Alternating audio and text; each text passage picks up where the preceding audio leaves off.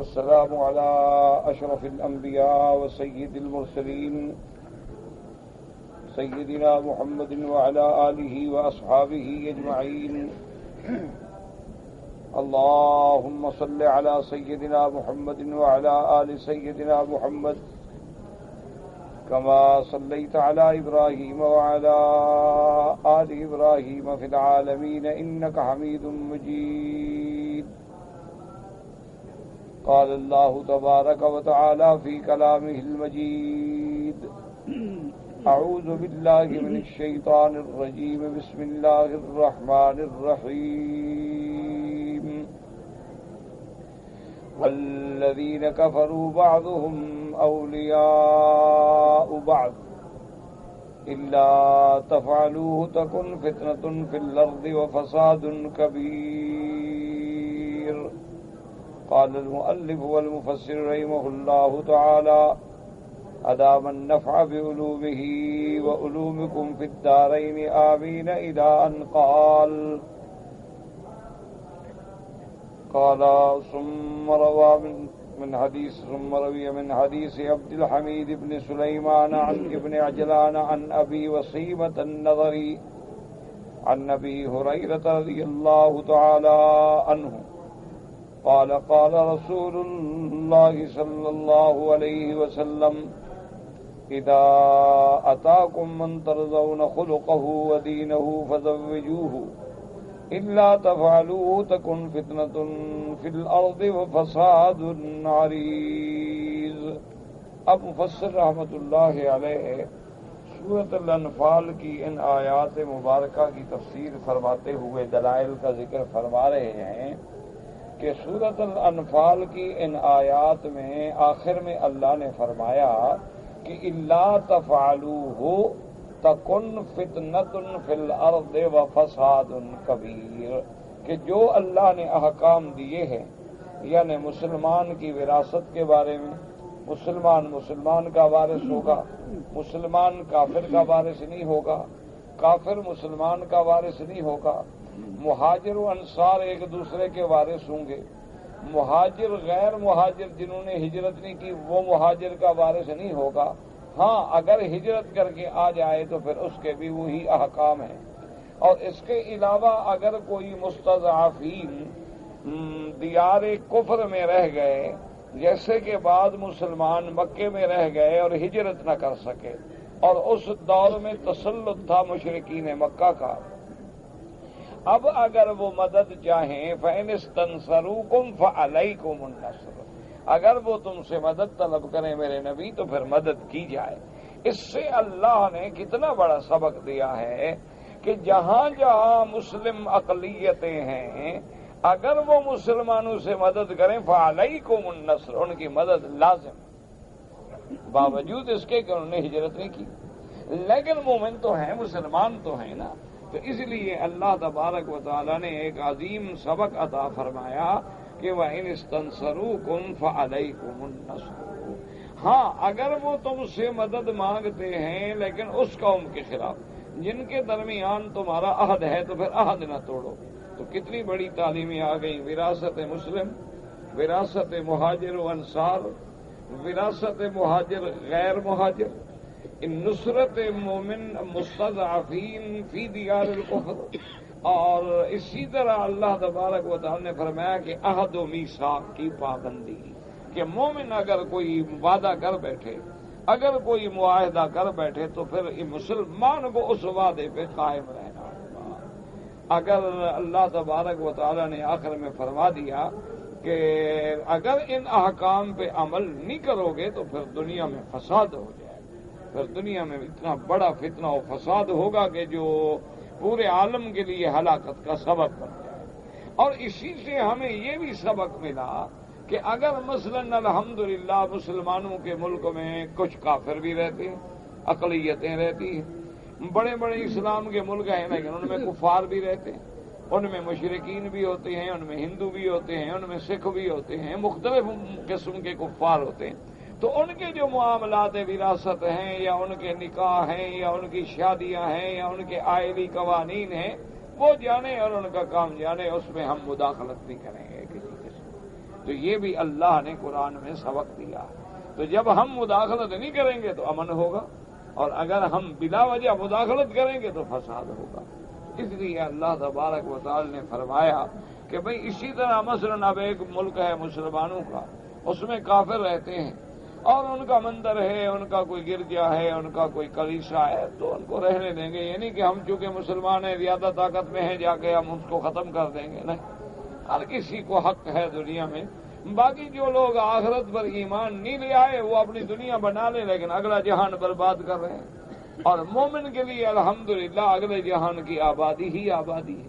جیسے کہ ایک بادشاہ کے بارے میں آتا ہے کہ انہوں نے ایک حضرت حسن بصری رحمت اللہ علیہ اور اسی طرح دیگر اولیاء اللہ کے بارے میں بھی واقعات آئے ہیں کہ ایک دفعہ انہیں بادشاہ نے بلایا اور کہا کہ حضرت مجھے ایک بات سمجھ نہیں آتی کہ الحمدللہ ہم مسلمان ہیں، اللہ کا شکر ہے، کلمہ پڑھتے ہیں، اللہ رسول کو مانتے ہیں، لیکن مجھے موت سے بڑا ڈر لگتا، مرنے سے بڑا میں گھبراتا ہوں، اور موت بڑا ڈراتی ہے. حالانکہ مرنا ہے، مرنے سے کوئی بچ بھی نہیں سکتا.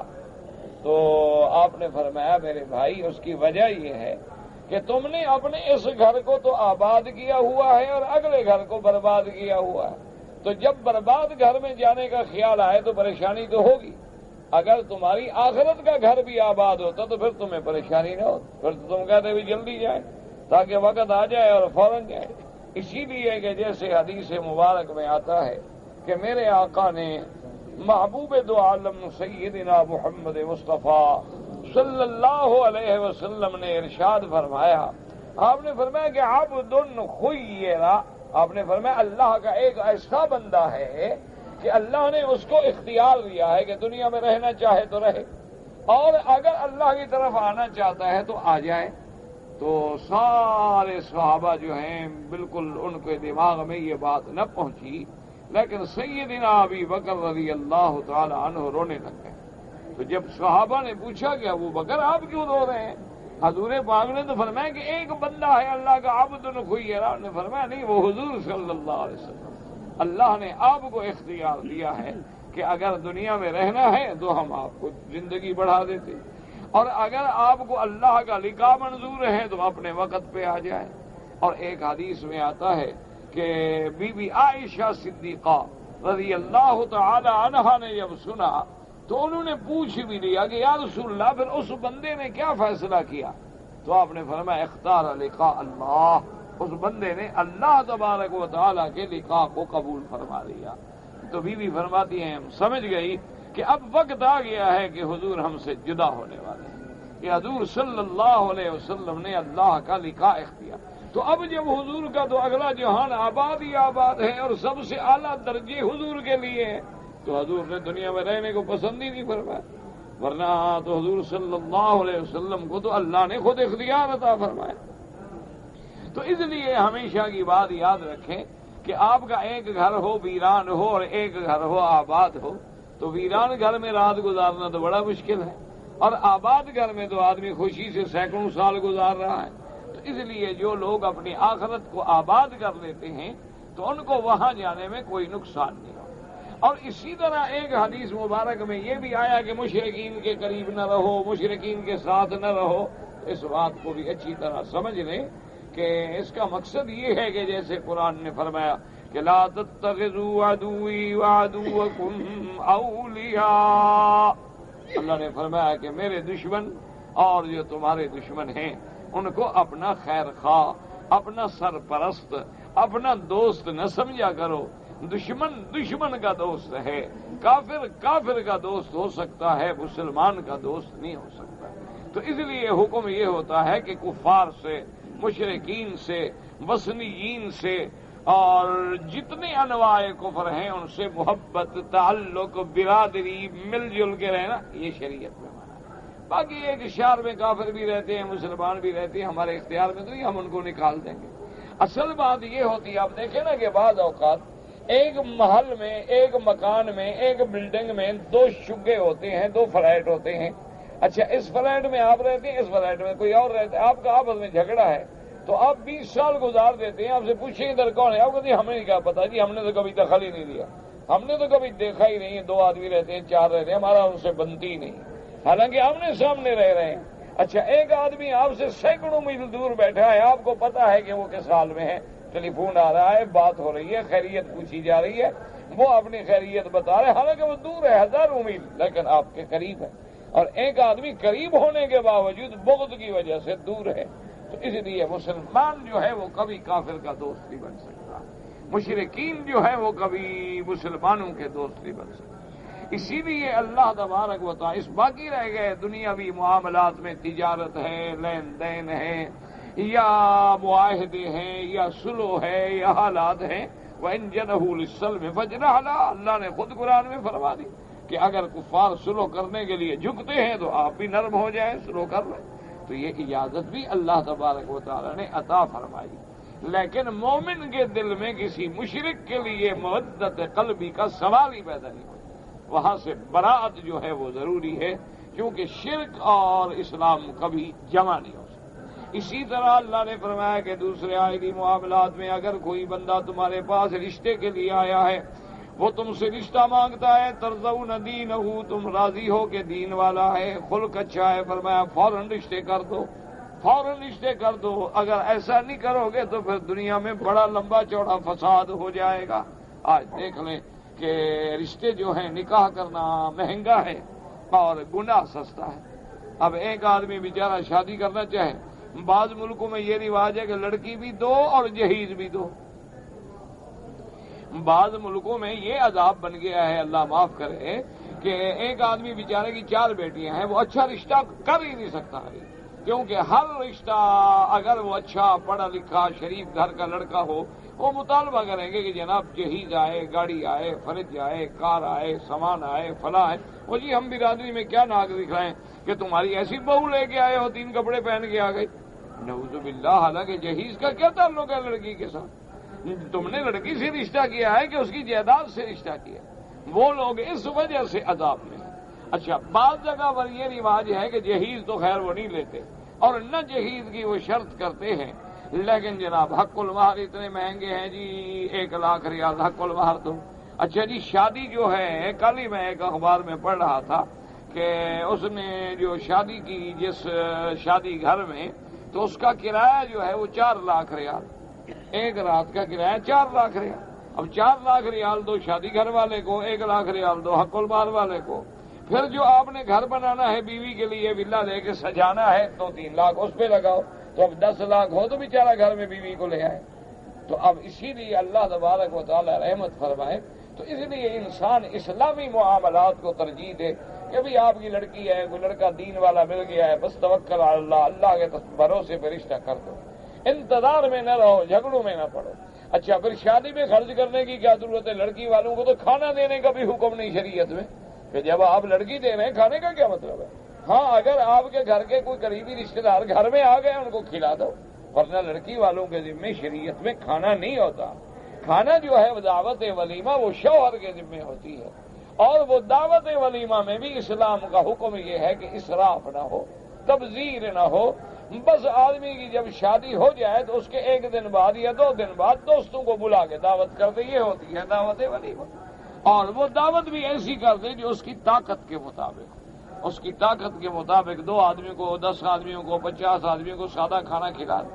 اور اسی لیے میرے آقا نے، رحمت مجسم نے، رحمت دو جہاں صلی اللہ علیہ وسلم نے اپنے ہر معاملے میں امت کے لیے نمونہ چھوڑا۔ لقد کان لکم فی رسول اللہ اسوۃ حسنہ۔ ایک دفعہ میرے محبوب نے شادی پہ صحابہ کو حکم دیا، آپ نے فرمایا کہ آج تمہارے گھر میں جو کھانا پکے سارے مسجد میں لے آؤ۔ آپ نے حکم دے دیا اپنے صحابہ کو کہ ہر دوست کے گھر میں، ہر صحابی کے گھر میں جو کچھ ہے نا آج کھانا ادھر لے آؤ۔ وہی سترہ بچھا دیا، کوئی ستو لے آیا، کوئی چاول لے آیا، کوئی سرکہ لے آیا، کوئی کھجور لے آیا، کوئی ٹکڑے روٹی کے لے آیا۔ وہ آپ نے فرمایا میری شادی کا کھانا ہو گیا، وہی سب کٹھے کھا لو۔ بس خوشی ہو گئی کہ ہم سب نے مل کے بیٹھ کے کھانا کھا لیا۔ تو اب اس میں اندازہ فرمایا، لیکن آج کل ہوتا یہ ہے کہ لڑکیوں کی شادی کرو یا لڑکے کی شادی کرو، والدین ساری زندگی قرضے ادا کرتے رہتے، ساری زندگی بیچارے وہ لڑکی بھی دے دی اور اس کے بعد دولت بھی دے دی اور زندگی بھر قرضے میں مر گیا بیچارہ۔ کہہ جی کیا کریں برادری میں ناک تو اونچا کر رہے ہیں، اور ناک کیا اونچی کی؟ تمہارا تو ناک کٹ گیا، تم تو ہمیشہ کے لیے بھوکے ہو گئے، بھکاری بن گئے، اچھا ناک اونچا کیا تم نے۔ تو یہ ساری چیزیں اسلام میں خلاف۔ اسلام میں دو چیزیں ہیں، لڑکی ڈھونڈو دین والی، لڑکا ڈھونڈو دین والا، دونوں طرف احتیاط کرو کہ دین ہے الحمدللہ، دین نہیں ہے دفع کرو، چھوڑ دو دنیا دولت۔ جو لوگ اللہ رسول کے نہیں بن سکے وہ تمہاری بیٹی کے خیر خواہ بن سکتے۔ جو آدمی اللہ کا فرض ادا نہیں کرتا، نماز نہیں پڑھتا، جس کے پاس اللہ کا حیا نہیں ہے تو وہ سسر کا حیا کرے گا، وہ بیوی کا یا بیوی کی ماں کا حیا کرے گا، اس کو تو خدا کا بھی حیا نہیں ہے تو کسی بندے کا کیا حیا کرے گا۔ حضرت لاہوری رحمت اللہ علیہ، ان کی خدمت میں ایک بندہ آیا تو اس نے کہا کہ حضرت میری لڑکی جوان ہو گئی ہے تو میں چاہتا ہوں کہ آپ کے طلباء میں سے کوئی اچھا طالب جس پہ آپ کو بھروسہ ہو اس سے میرا رشتہ کروا۔ تو حضرت نے اپنی اہلیہ سے فرمایا کہ بھئی اس آدمی کے گھر میں جا کے ذرا دیکھ لو بچی کیسی ہے، کیا عمر ہے، کیا تعلیم ہے، گھر کا ماحول کیسے ہے، چونکہ جو بچے دین پڑھ رہے ہیں، قرآن حدیث پڑھ رہے ہیں، ہماری اولاد ہے، تو اب جب ہم ان کا رشتہ کریں گے تو اسی طرح دیکھیں نا جیسے ہم اپنے بیٹے کے لیے گھر دیکھ رہے ہیں۔ تو آپ کی اہلیہ وہاں تشریف لے گئیں۔ جب واپس آئیں تو حضرت نے پوچھا کہ ہاں کیا رائے ہے آپ کی؟ آپ نے فرمایا میرا خیال ہے اس گھر میں کسی بھی طالب کا رشتہ نہ کرو۔ انہوں نے فرمایا کیا بات ہوگی؟ فرمایا میں گیا تو اس کے گھر میں نہ نماز ہے، نہ مصلی ہے، نہ ان کے پاس وضو کا اہتمام ہے، نہ ان کو نماز کا پتہ ہے، تو ایسے گھر میں آپ دین والے بچے کو پھنسا دیں گے؟ تو پہلے لوگ جو ہیں وہ گھر میں آ کے رشتے کے لیے یہ دیکھتے تھے کہ اس گھر میں نماز ہے، اس کے گھر میں اللہ کا ذکر ہے، اس کے گھر میں تلاوت قرآن ہے، اس کے گھر کے اندر کوئی دین والی بات ہے تو فوراً قبول کر لیتے تھے، اور اگر دین والی بات نہیں ہے تو انکار کر دیں۔ اچھا آج کل ماشاءاللہ لوگ بڑے ہوشیار ہو گئے ہیں کہ دین والے سے رشتہ ہونا تو لڑکیاں برقعے پہن کے بیٹھ جائیں گی 4 دن کے لیے، 4 دن کے بعد پھر بلی نکل آئے گی تھیلے سے باہر انشاءاللہ۔ اور کسی دنیا والے کو دھوکہ دینا ہو تو ماڈرن فیشن کر کے کھڑی ہو جائے گی، کیونکہ آج تو ہر جگہ دھوکے کا بازار ہے۔ انا للہ و انا الیہ راجعون۔ ورنہ میرے مدنی کے فرمان کو ہمیشہ آنکھوں کے سامنے رکھو، بچی جوان ہو جائے اللہ رشتہ دے دے دین والا توکل علی اللہ کرو، باقی رزق اللہ نے دینا ہے، تم کو رزق کے ٹھیکیدار ہو۔ اللہ یبسط الرزق لمن یشاء ویقدر، اللہ چاہے تو رزق کھول دیں اور اللہ چاہے تو رزق کو تنگ کر دیں۔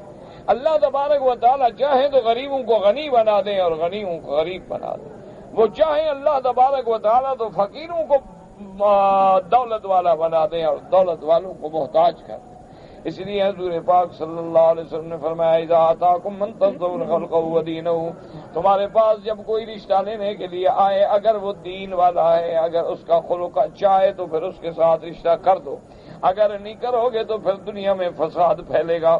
الا تفعلوه تكن فتنة في الأرض وفساد كبير، أي إن لم تجانبوا المشركين وتوالوا المؤمنين وإلا وقعت فتنة في الناس وهو التباس الأمر واختلاط المؤمنين بالكافرين ويقع بين الناس فساد منتشر عريض طويل۔ اب مفسر رحمۃ اللہ علیہ فرماتے ہیں کہ اللہ کے اس حکم کا معنی یہ ہے کہ اگر تم مشرکین میں اور مومنین میں فرق نہیں کرو گے کہ مومن مومن کا ولی ہے اور کافر کافر کا ولی ہے، اگر ایسا نہیں کرو گے وقعت فی الناس فتنۃ، لوگوں میں بہت بڑا فتنہ ہو جائے گا، چونکہ التباس ہو جائے گا، مومن اور کافر کا اختلاط ہونے سے جو فتنے ہوں گے، جو شر ہوں گے، جو فساد ہوگا، پھر اس کا کنٹرول کرنا مشکل ہوگا۔ تو ہمیشہ دماغوں میں رکھ لیں کہ مومن مومن کا دوست ہے اور کافر کافر کا دوست ہے، مومن کافر کا وارث نہیں بن سکتا اور کافر کسی مومن کا وارث نہیں بن سکتا۔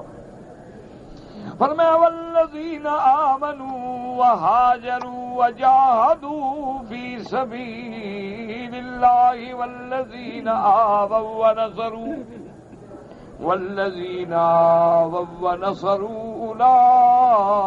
اولئک هم المؤمنون حقا لهم مغفرة ورزق کریم۔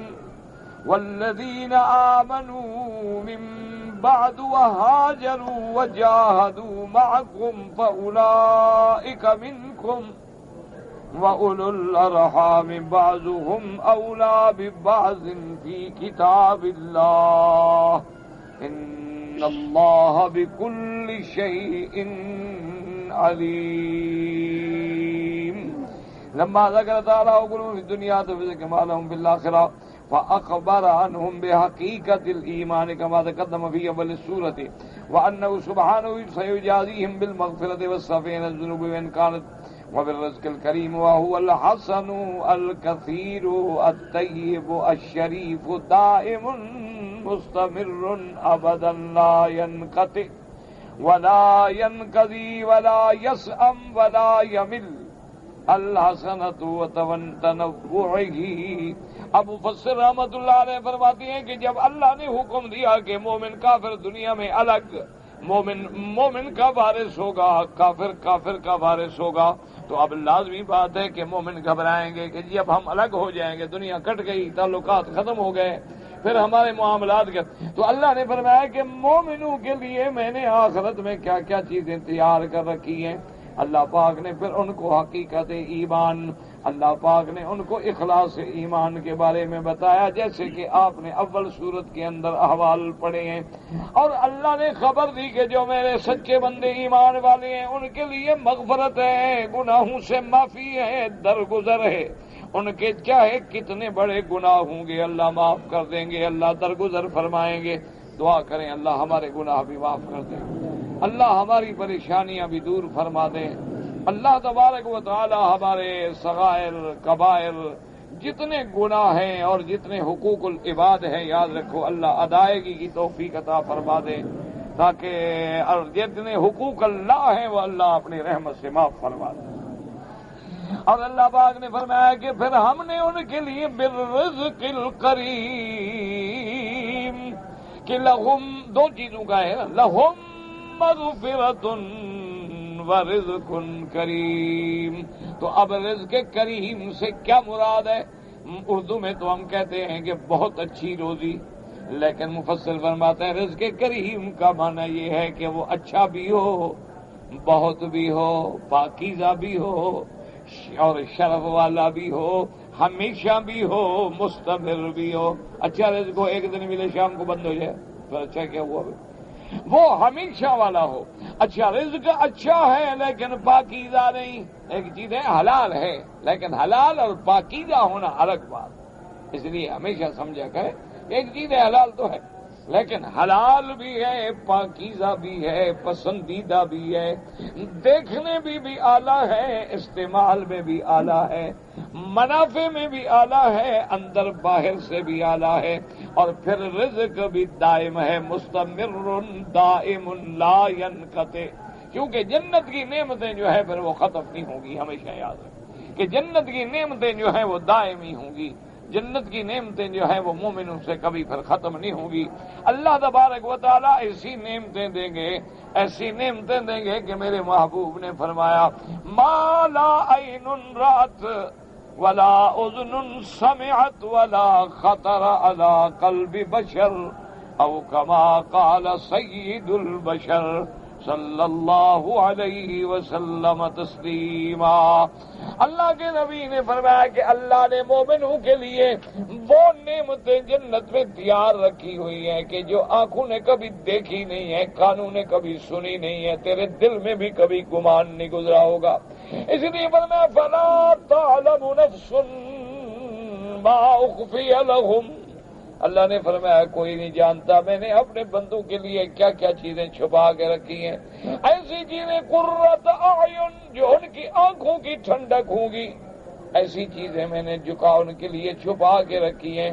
اللہ پاک نے فواکہ میں دیکھو تو ایسے فواکہ ہوں گے جو دنیا میں کبھی تصور میں بھی نہیں آئے، اور اگر لباس میں دیکھو تو ایسا لباس ہوگا جس کا تصور نہیں کیا جا سکتا. اور اللہ نے ایسی پاکیزہ بیویاں رکھی ہیں. اللہ فرماتے کہ لم یطمسہن انس قبلہم ولا جان. اللہ نے فرمایا مومنوں میں نے تیرے لیے جنت میں ایسی حوریں رکھی ہیں انسان تو انسان کوئی جن بھی ان کو کبھی نہیں چھو سکا، ایسی محفوظ. اسی لیے یاد رکھو عورت وہی ہوتی ہے جو محفوظ. عورت کی سب سے بڑی عزت اس کا حسن، اس کی بیوٹی، اس کی حیا میں ہے.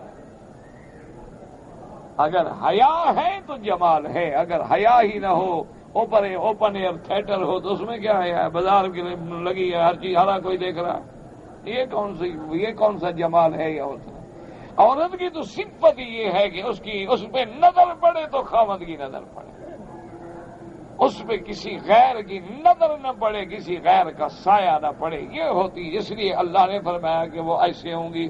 اللہ فرماتے ہیں لؤلؤ المکنون، فرمایا جیسے موتی صدف میں محفوظ ہوتا ہے کہ کوئی مٹی، کوئی ہوا، کوئی ذرہ نقصان نہیں، ایسے میں نے جنت میں ان کو محفوظ کر کے رکھا ہے مومن کے لیے۔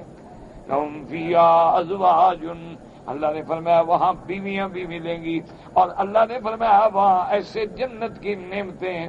دنیا میں بندہ نعمتوں کے پیچھے بھاگتا ہے، جنت میں نعمتیں مومن کے پیچھے بھاگیں گی۔ اس لیے حدیث میں آتا ہے کہ مومن بیٹھا ہوگا، دل کرے گا کہ آم، یار اشارہ کرے گا آم خود آئے گا، یہ نہیں کہ یہ جائے آم کی طرف۔ اسی طرح حدیث پاک میں آتا ہے اللہ ان کو ایسے چشمے دیں گے جنت میں، ایسے چشمے، نہریں، مومن اشارہ کرے گا نہر ساتھ چل رہی، زمین کے اوپر چل رہی ہے، کھدائی کی بھی کوئی ضرورت نہیں۔ اچھا یہاں تو پانی اوپر سے نیچے آتا ہے، وہاں اوپر لے جائے مرضی نیچے لے جائے، جو چاہو گا۔ ایسی نعمتیں اللہ تعالیٰ فرمائیں گے، اس لیے فرمایا ایسا رزق ہوگا، وہ پاکیزہ بھی ہوگا، طیب بھی ہوگا، بہت بھی ہوگا، خوبصورت بھی ہوگا، مستمر بھی ہوگا، دائم بھی ہوگا، جو کبھی ختم بھی نہیں ہوگا۔ اور ولا یسأم ولا یمل، اور ایسی نعمتیں ہوں گی کہ مومن یہ نہیں کہ اب دیکھو نا دنیا میں کتنی اچھی نعمت ہو، اعلیٰ سے اعلیٰ کھانے پکے ہوں، لیکن پیٹ بھر جائے گا، بس جی اب میں نہیں کھا سکتا۔ اچھا گھر والے کہہ رہے ہیں آپ تھوڑا سا ایک نوالا تو اور لے لو، کہہ رہے نہیں حضرت آپ نہیں کھا سکتے۔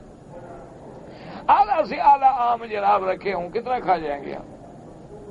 جب پیٹ بھر جائے گا ہوگا یار ایک دانہ تو اور لے لو، نہیں جی اب میں نہیں کھا سکتا۔ اللہ نے فرمایا وہاں نعمتیں ایسی ہوں گی کہ نہ مومن کی طبیعت سیر ہوگی اور نہ نعمتیں ختم ہوں گی۔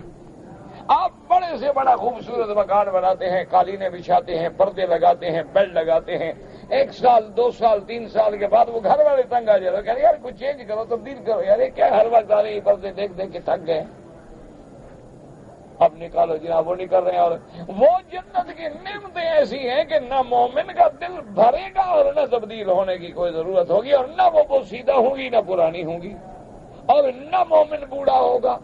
33 سنتن 33 سال کی گویا عمر جو ہوتی ہے نا، شباب کی عمر میں داخل ہوگا۔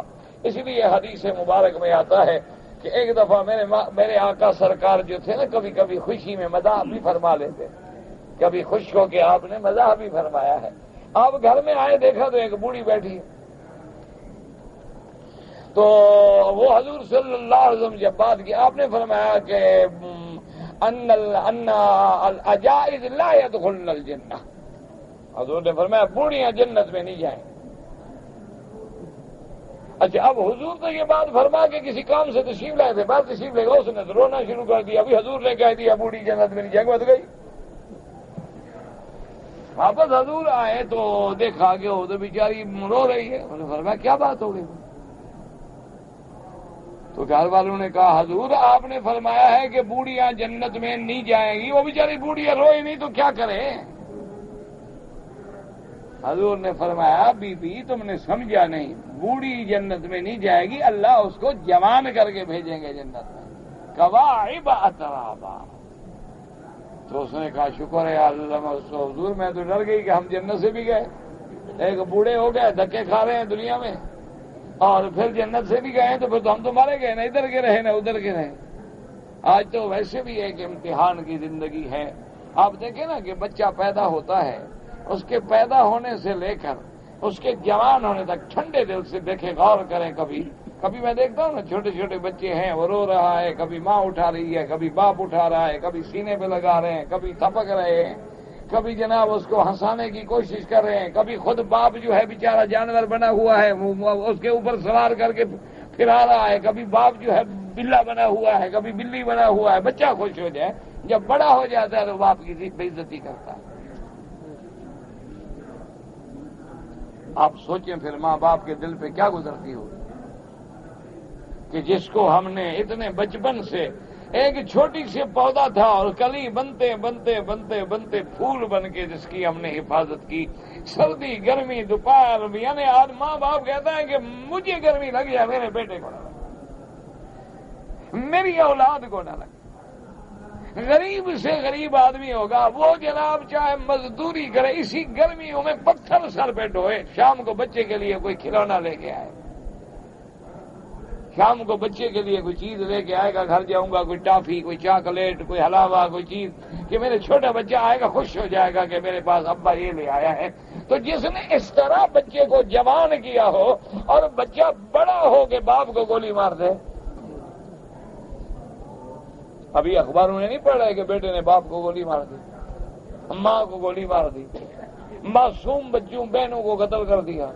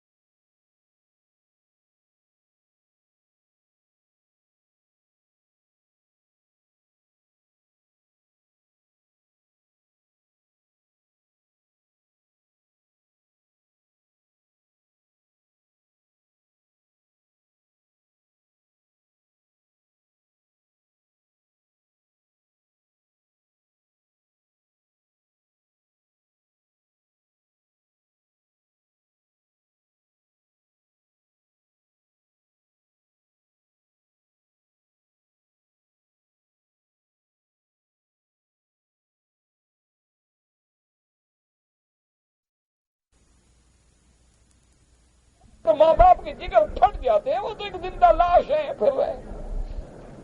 اس لیے دعا کریں اللہ کسی کی اولاد کو نافرمان نہ بنائے، اللہ ہر مسلمان کی اولاد کو فرما بردار بنائے، قرۃ عین بنائے، اور اللہ اپنے اور اپنے رسول پاک کا تابعدار، وفادار، فرما بردار اور غلام بنائے، اور اپنے والدین کے لیے آنکھوں کی ٹھنڈک بنائے۔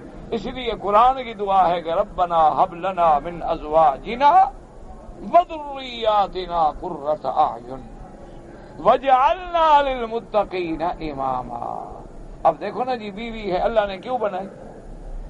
لتسکنوا الیہا، تاکہ تمہیں راحت ملے سکوں، اور گھر میں جاؤ بیوی عذاب بن جائے کیا کرو؟ اللہ نے بیوی بنائی تھی بینکم مودۃ و رحمہ، اور گھر جاؤ تو ایک مودہ نہیں بلکہ بغض، علامت اور دشمنی اور چیخ اور پکار اور فتن، بندہ کیا کر سکتا؟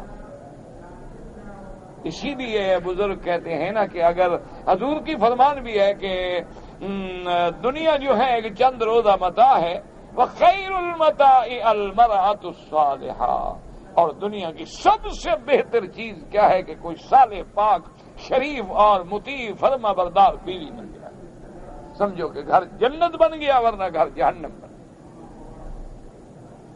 اس لیے اللہ سے دعا کیا کریں، کیونکہ اب ہم جس بیماری میں مبتلا ہو گئے ہیں نا، یاد رکھو ایک میری بات دماغ میں رکھ لینا کہ اب مجموعی طور پر امت جس بیماریوں میں پڑ گئی ہے نا، اب کوئی انجیکشن، کوئی دوائی، کوئی ٹیکہ باقی نہیں رہا، اب صرف دعا ہے۔ جیسے مریض کو آپ ہسپتال میں داخل کرتے ہیں نا، تو ڈاکٹر جب نکلتا ہے پوچھتے ڈاکٹر صاحب کیا حال ہے مریض کو؟ نہیں جی دعا کرو بس۔ مانا یہ ہوتا ہے کہ بھی ہم ناکام ہو گئے، اسباب ظاہری کچھ نہیں ہے، بس دعا کرو، اللہ تو قادر ہے، یفعل ما یشاء، جو چاہے کرتے۔ تو اب یہی بعین ہی پوری امت پہ وقت آ گیا ہے کہ ہماری بیماریاں، ہماری امراض جو ہیں، امراض روحانیہ، اور وہ ایسی مہلک بن گئی ہے، ایسی کرونک ڈیزیز بن گئی ہے کہ اب دنیا میں کوئی انجیکشن نہیں، کوئی علاج نہیں الا دعا، کہ اللہ سے دعا کریں کہ اللہ بندوں پہ رحم فرما دے، اللہ تبارک و تعالی اپنے بندوں پہ رحم فرما دے اور ان کی ہدایت کے فیصلے فرما دے۔ اور جیسے حالی نے دعا کی تھی نا، رویا تھا کہ اللہ سے فریاد کرتا ہے اور کہتا ہے کہ اب وقت دعا، کہ اب اور کوئی حل نہیں، امت پہ تیری آ کے عجب وقت پڑا۔ ایک ایک گھر میں آپ ایمان سے بتائیں کس کس بیماری کا آپ علاج کریں گے؟ آپ فلم کا علاج کر سکتے ہیں؟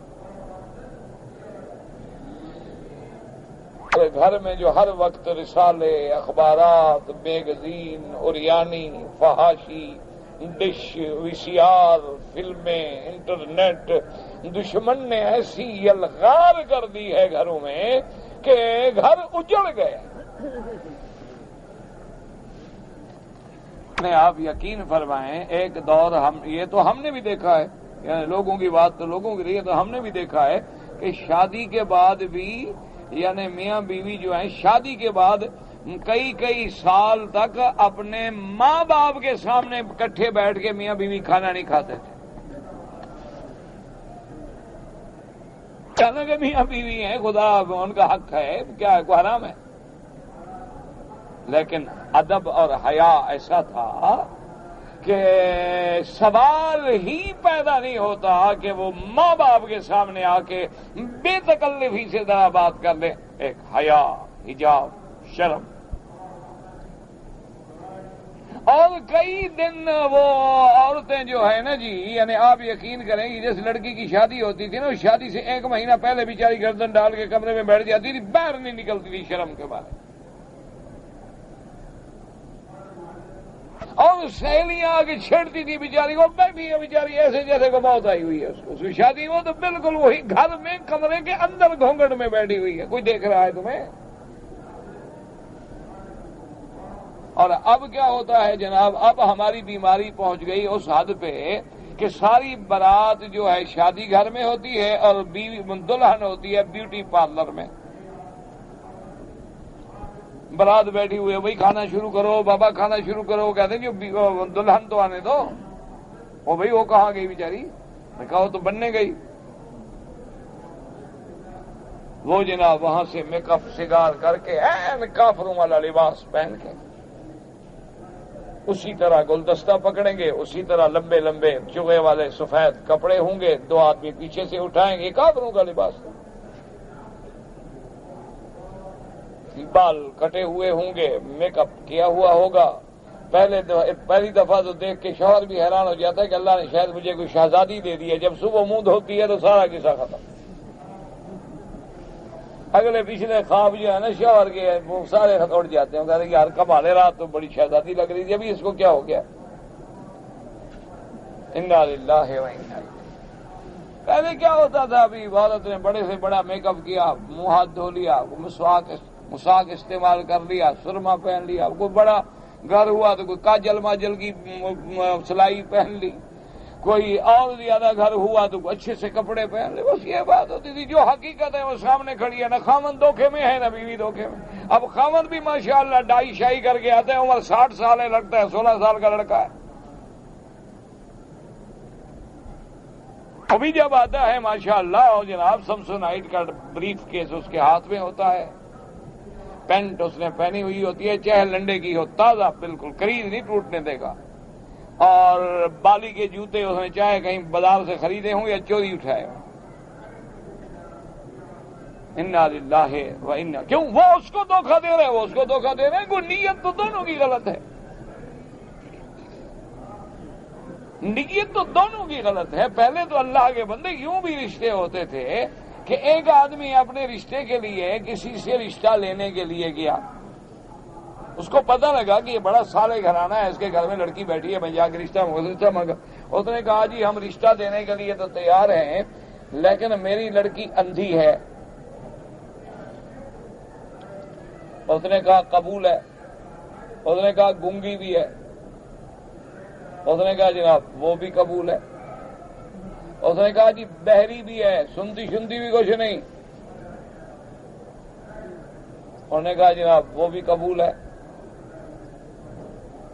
اچھی بات ہے، گونگی ہے، بہری ہے، اندھی ہے، میں سب کچھ بتا رہا ہوں پھر بھی کہتا ہے قبول ہے.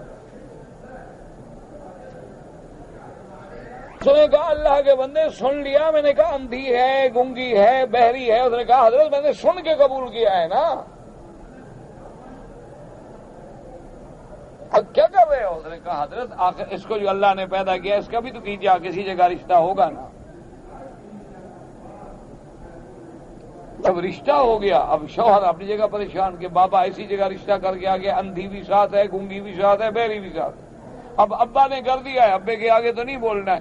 جب گھر آیا تو دیکھا ہو تو شہزادی ہے، آنکھیں ہیں خوبصورت، ماشاءاللہ بات کرتی ہے. وہ حیران پریشان، اس نے اسی وقت دوڑ کے آ گیا باپ کے ابا جان وہ تو ماشاءاللہ بولتی ہے، آنکھیں ہیں، سب کچھ ہے. اس نے کہا بیٹا ان کے کہنے کا معنی اندھی کا یہ تھا کہ کسی غیر پہ اس کی نظر نہیں پڑی، بہری کا معنی یہ تھا کہ اس نے کبھی غلط بات سنی نہیں اللہ کے قرآن اور دین کے سوا اور صحیح بات کے سوا. اور گونگی کا معنی یہ تھا کہ کبھی زبان سے غلط بات نکالی ہی نہیں ہے. اس لیے یہ تھوڑا تھا کہ وہ کی اندھی گونگی بہری تھی، اگر ایسی بات ہوتی میں تمہارے لیے قبول کر دیتا. تو اگلے لوگ تو اس طرح امتحان لیتے تھے لوگوں کا کہ دیکھیں کہ یہ مخلص ہے کہ نہیں ہے، 2 منٹ میں بات کھل جاتی. تو اس لیے اللہ نے فرمایا کہ وہاں تمہارے لیے یہ نعمتیں ہوں گی. اللہ ہمیں بھی نصیب فرما دے. ثم ذكر أن الإقبالهم في الدنيا على ما كانوا عليه من الإيمان والعمل الصالح وهم معهم في الآخرة كما قال والسابقون الأولون الآية وقال والذين جاءوا من بعدهم الآية وفي الحديث المتفق عليه بل المتواتر من طرق صحيحة عن رسول الله صلى الله عليه وسلم انه قال المرء مع من احب. اللہ قیامت میں اس بندے کو اسی کے ساتھ رکھیں گے جس کو وہ محبوب رکھتا ہے. دعا کرو اللہ ہمیں حضور کی محبت نصیب فرما دے اور حضور کی معیت نصیب فرمائے اور قیامت میں بھی حضور کی شفاعت نصیب فرما دے. اس کے بعد فرماتے ہیں فَسَرَ مَنْ أَحَبَّ قَوْمًا فَهُوَ مِنْهُمْ. جو آدمی جس قوم سے محبت رکھتا ہے گویا وہ انہی میں سے ہے. کافروں سے محبت رکھو گے، یہودیوں سے رکھو گے، ہندوؤں سے رکھو گے تو پھر انہی میں سے اٹھائے جاؤ گے. وفی روایت وحشر معهم، ان کے ساتھ ان کا حشر ہوگا. وقال الامام احمد حدثنا وكيع عن شريح بن عاصم عن ابي وائل عن جرير قال قال رسول الله صلى الله عليه وسلم المهاجرون والانصار بعضهم اولیاء بعض. میرے محبوب نے فرمایا کہ مہاجر و انصار جو ہیں وہ ایک دوسرے کے وارث ہیں. والطلقاء من قریش والعتقاء من ثقیف بعضهم اولیاء بعض الى یوم القیامہ. اور حضور نے فرمایا کہ مشرکین مکہ جن کو حضور نے آزاد کیا تھا کہ انتم الطلقاء، اور اسی طرح بنو ثقیف قبیلہ جو ہے طائف کا ان کو بھی حضور پاک نے آزادی دی تھی. فرمایا وہ ایک دوسرے کے وارث ہیں، ایک دوسرے کے سرپرست ہیں. وحدثنا الأعمش عن تميم بن سلمة عن عبد الرحمن بن هلال عن جرير عن النبي صلى الله عليه وسلم مثله تفرد به احمد من هذين الوجهين. امام احمد رحمۃ اللہ علیہ نے ان 2 طریقوں سے یہ حدیث نقل کی ہے. اور اس کے بعد اللہ نے فرمایا اما قوله تبارک وتعالى واولو الارحام بعضهم اولا ببعض فی کتاب اللہ. یہاں کتاب اللہ سے مراد ہے فی حکم اللہ، اللہ کے حکم میں الارحام جو ہیں وہ ایک دوسرے کے ولی وارث ہیں. وليس المراد بقول الارحام خصوصیت ما يتركه المال الفرائض القرابة الذين لا فرض لهم ولا هم عصبة بل يدلون بوارث كالخالد والخالد والعمة وأولاد البنات وأولاد الأخوات ونحوهم كما قدر مبادهم ويعتجب الآية ويعتقد ذلك سليم المسرى فلكن الآية عامة تشمل جميع القرابات. اب اللہ نے فرمایا وَأُولُو الْأَرْحَامِ بَعْضُهُمْ أَوْلَىٰ بِبَعْضٍ فِي كِتَابِ اللَّهِ مفسر فرماتا ہے کہ بعض علماء نے یہاں اولو الارحام سے مراد وہ لیا ہے کہ ذوی الفروض عصبات اولو الارحام، وہ کہہ رہے یہ مراد نہیں ہے اللہ کے بندے، یہاں لفظ عام ہے، اولو الارحام کا معنی قرابات رشتہ داری، بس یہاں عام لفظ مراد ہے، یہاں اس معنی میں مراد نہیں کہ اس کو یہ لیا جائے جیسے علماء کہتے ہیں علماء الفرائض الذین لا فرض لهم، جو ذوی الفروض نہیں ہے وہ عصبہ ہیں، بلکہ ان کو لے جاتی ہیں کہ جیسے خالہ ہے، خال ہے، اماں ہیں، اولاد البنات ہیں یا اولاد الاخوات ہیں ونحوہم۔ کہتا ہے کہ بعض لوگ سمجھتے ہیں کہ یہ آیت اسی کے لیے ہے، بل الحق ان الآیت عامۃ تشمل لجمیع القرابات، بلکہ حق یہ ہے کہ یہ آیت جو ہے اپنے عموم پہ ہے، تمام رشتہ داروں کے لیے عام ہے۔ اللہ نے یعنی ایک عام لفظ فرمایا کہ بھی اس کے بعد جو رشتہ دار ہیں ایک دوسرے کے وارث ہیں، کمان صالح ابن عباس وغیر واحد ناسخۃ للارث بالحلف واللقاء الذين كانوا يورثون بهما اولا وعلى هذا فشمل بالاسم الخاص ولم يورث بها تبدد من اقوى حدیث ان قضاء كل ذي حق حق ولا وصية وارث۔ ابو بصر رحمۃ اللہ علیہ فرماتے ہیں کہ حضرت ابن عباس، حضرت مجاہد، حضرت اکرمہ، حضرت حسن، حضرت قتادہ رحمہ اللہ تعالی علیہ اجمعین وہ فرماتے ہیں کہ پہلے یہ تھا کہ آپس میں ہم حلیف ہیں تو ایک دوسرے کے وارث بنتے تھے، مہاجر کا وارث بنتا تھا، مہاجر انصار کا وارث بنتا تھا، تو جب آیات میراث آ گئیں تو وہ سارے پہلی باتیں جو تھی وہ ختم ہو گئیں، اب وہی وارث بنے گے جن کو اللہ نے وارث بنایا ہے، جیسے کہ حدیث پاک میں آیا ان اللہ قد اعطى كل ذی حق حقه فلا وصیۃ لوارث، اللہ پاک نے اب ہر حق والے کا حصہ مقرر کر دیا ہے، اب کسی وارث کے لیے وصیت کی ضرورت نہیں ہے۔ پہلے چونکہ حصہ مقرر نہیں تھا تو اللہ نے حکم دیا تھا کہ وصیت کر دو، اس کو میرے بعد اتنا دے دینا، اس کو یہ دے دینا، اس کو یہ دے دینا، جب حصے مقرر ہو گئے تو اب وصیت کی باقی ضرورت ہی نہ رہی۔ اور اس کے بعد فرماتے ہیں قالوا ولو كان ذا حق لكان ذا فضل في كتاب الله مسمى فلما لم يكن كذلك لم يكن وارثا والله اعلم، کہ اسی لیے ہے کہ ذا حق سے مراد اگر صرف ذوی الفروض ہیں کتاب اللہ میں جن کا نام لیا گیا ہے اس کے علاوہ تو پھر کوئی وارث نہیں ہوگا، بلکہ معنی یہ ہے کہ جو اللہ نے حصے معین کر دیے، یوصیکم اللہ فی اولادکم للذکر مثل حظ الانثیین، سارے رکوع میں تفصیل آ گئی، تو جب تفصیل آ گئی تو اس کے بعد اللہ تبارک و تعالیٰ کے احکام اسی کے مطابق عمل ہوگا۔ آخر تفسیر سورۃ الانفال للہ الحمد والمنہ وعلیہ التوکلان وہو حسبنا ونعم الوکیل۔ اب مفسر رحمۃ اللہ علیہ فرماتے ہیں کہ الحمدللہ سورۃ الانفال کی تفسیر جو ہے مکمل ہو گئی، اور آگے اللہ تبارک و تعالیٰ توفیق عطا فرمائیں گے، اسی کی توفیق سے بات کریں گے۔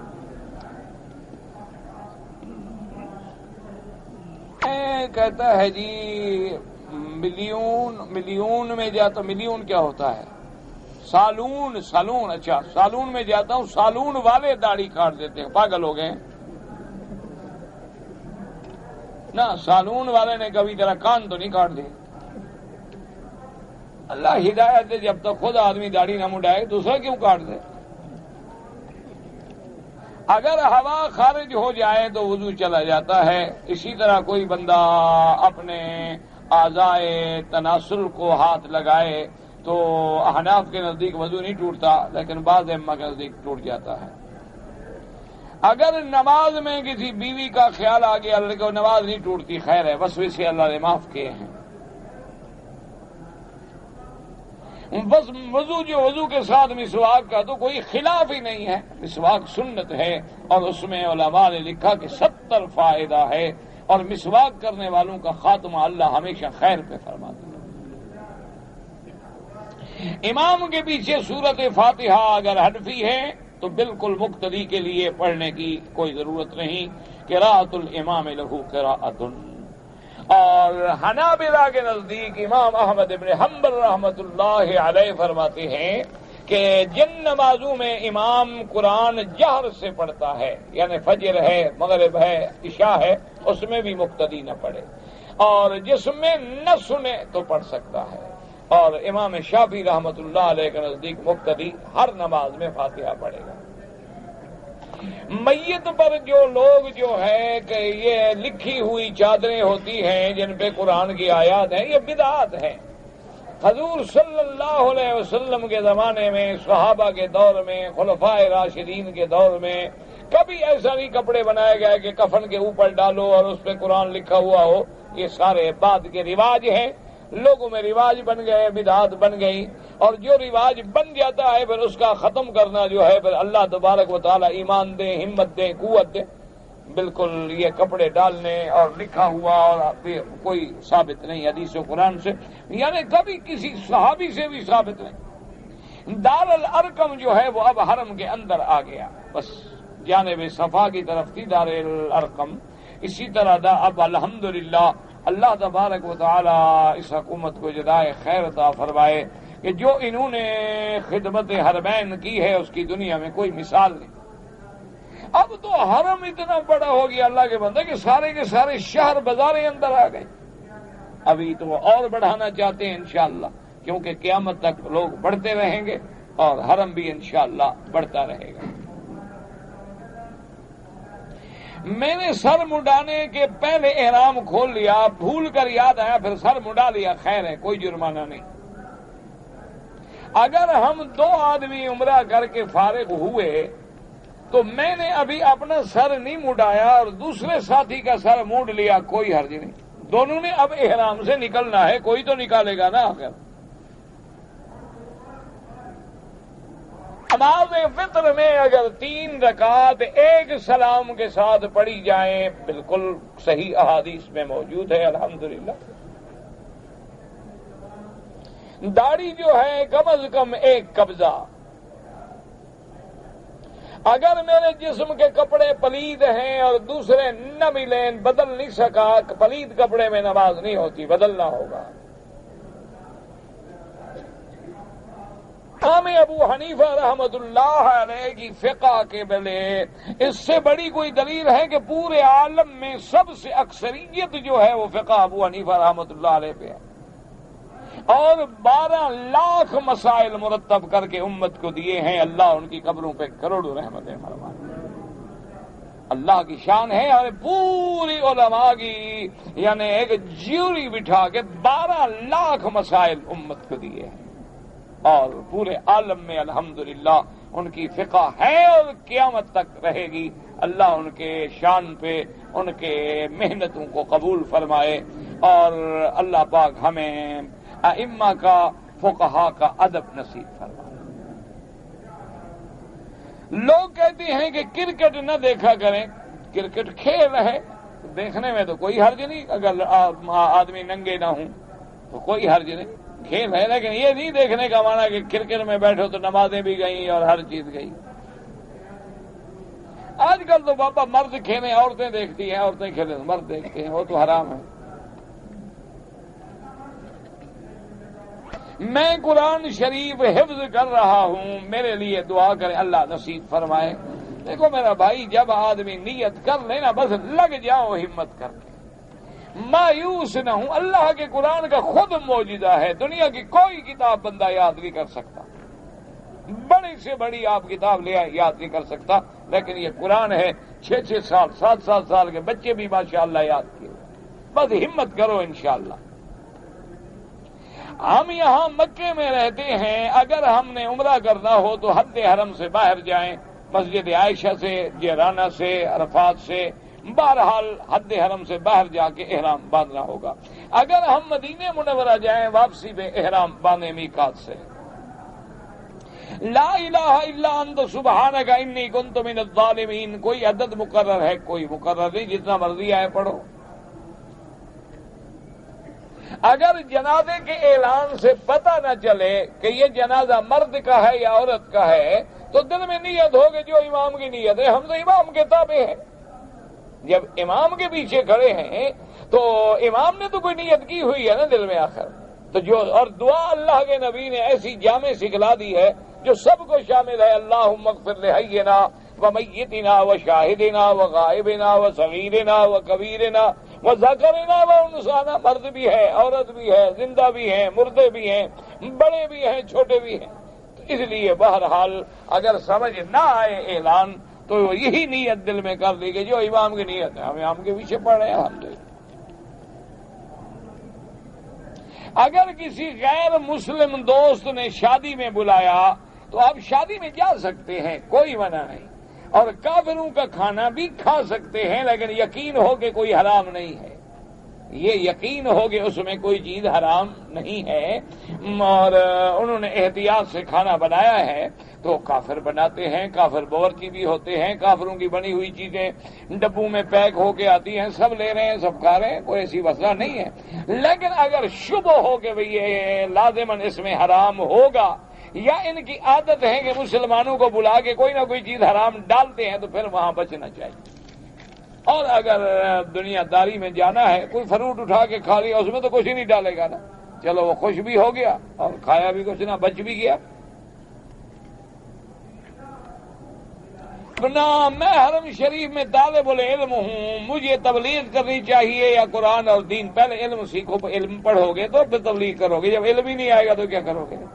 پہلے علم سیکھو، علم حاصل کرو، قرآن حاصل کرو، دین حاصل کرو، اللہ تبارک و تعالیٰ جب نصیب فرما دے پھر دین کے لیے نکلو۔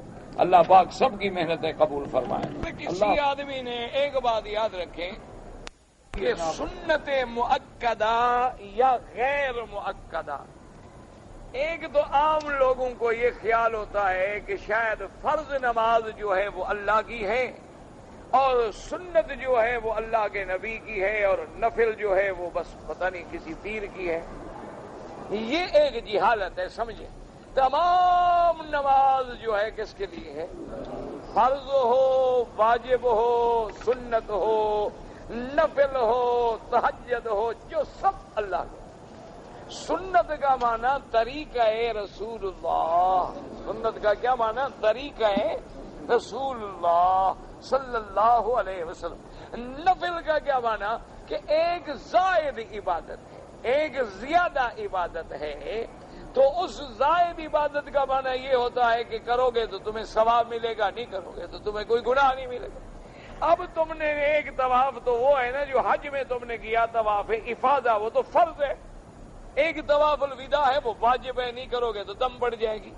اچھا، ایک ویسے طواف ہے جو تم دن میں کرتے ہو، یہ نفل ہے، کیا معنی؟ یہ ثواب زیادہ ہے، اگر کرو گے من تطوع خیرا، اگر تم نفل میں آگے بڑھو گے تو اللہ اجر دیں گے، نہیں کرو گے تو گناہ کوئی۔ اب سنت مؤکدہ، غیر مؤکدہ، واجب، یہ تقسیم جو ہے دراصل ائمہ کرام نے کی ہے، ورنہ حضور پاک کے زمانے میں یا فرض یا سنت۔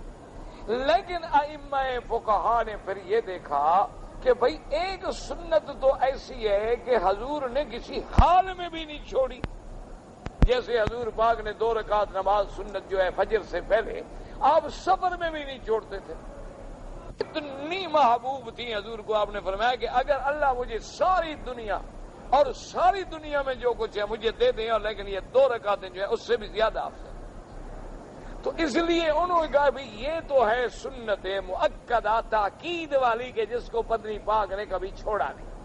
اچھا، بعض سنتیں ایسی ہیں، مثلا عصر سے پہلے کبھی حضور پاک نے پڑھ لی، کبھی نہیں پڑھی، عشاء سے پہلے کبھی حضور پاک نے پڑھ لی اور کبھی حضور پاک نے نہیں پڑھی، تو یہ سنت تو ہو گئی کہ حضور نے پڑھی ہے، کیونکہ چاہے ایک دفعہ بھی پڑھی ہوں زندگی میں لیکن پڑھی تو ہے نا، تو لہذا سنت تو ہو گئی، لیکن مؤکدہ کوئی نہیں، غیر مؤکدہ۔ تو اس لیے ائمہ فقہا نے فرما دیا کہ فجر کی نماز سے 2 سنتیں پہلے، ظہر کی نماز سے 4 سنتیں پہلے اور 2 بعد میں، اسی طرح مغرب کی نماز کے بعد کی 2 سنتیں اور عشاء کے بعد کی 2 سنتیں یہ مؤکدہ ہیں، اور باقی عشاء سے 4 سنتیں پہلے یا اپنا عصر سے 4 سنتیں پہلے یا اسی طریقے سے مغرب کے 2 سنتوں کے بعد اور کوئی، تو یہ سب جو ہے غیر مؤکدہ ہے، ورنہ سنت ایک چیز ہے، اس کے پڑھنے کا ایک طریقہ ہے، نماز پڑھنے میں کوئی فرق نہیں ہے، جیسے سنت مؤکدہ پڑھو گے اسی طرح سنت غیر مؤکدہ پڑھو گے، اسی طرح نفل پڑھو گے، نماز پڑھنے میں کوئی فرق نہیں ہوتا۔ یہ تو صرف ہمیں سمجھانے کے لیے بتلا دیا گیا تاکہ ہمارے ذہنوں میں یہ بات بیٹھ سکے۔ اچھا، اسی طرح ایک آدمی ہے، اس پر دم کے بجائے یعنی ایک بکری جرمانے کی دم دینی ہے، لیکن وہ بیچارے کے پاس پیسے نہیں ہیں تو روزے ہیں، تو وہ روزے کہاں رکھے؟ یاد رکھو کہ ایک وہ دم ہے جو دم تمتع تھی، دم شکر، تو اس دم کے لیے تو شرط ہے کہ ثلاثۃ ایام فی الحج وسبعۃ اذا رجعتم، کہ 3 روزے تو حج میں رکھ، تو حج میں رکھ، تو حج میں رکھ، تو حج میں رکھ، تو حج میں رکھ، تو حج میں رکھ، تو حج میں رکھ، تو حج میں رکھ، تو حج میں رکھ، تو حج میں رکھ، تو حج میں رکھ، تو حج میں رکھ، تو حج میں رکھ،